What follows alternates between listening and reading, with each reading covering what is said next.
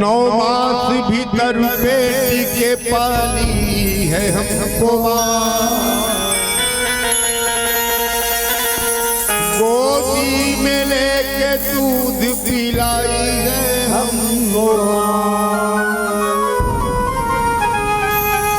उंगली पकड़ के चलना सिखाई है हमको और खुद आप भूखे रहे खिलाई है हमको। वही अजरा के छैया में काका थे कि अजरा के छैया हो दाई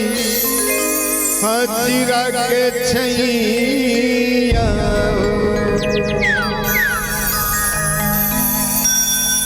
हे बड़ निक लागे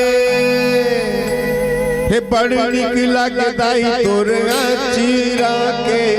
छैया हो बड़ निक लागे दाई तोर अचीरा के छैया हो बड़ निक लागे दाई तोर अचीरा के छैया हो बड़ निक लागे दाई तोर अचीरा के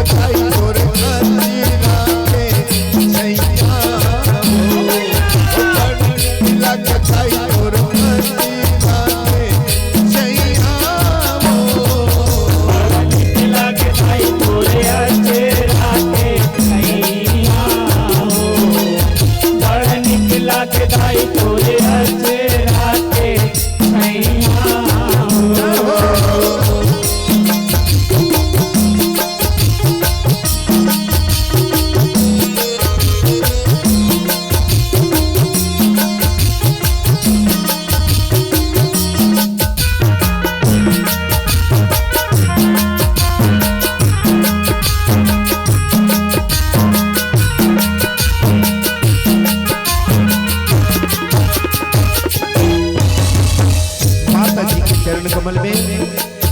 गुप्त दान 101 रुपए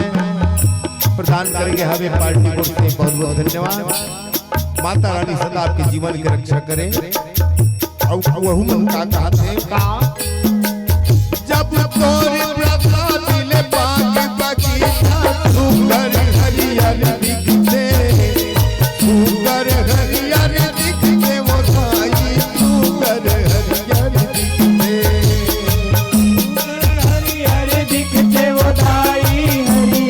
हरियर दिखते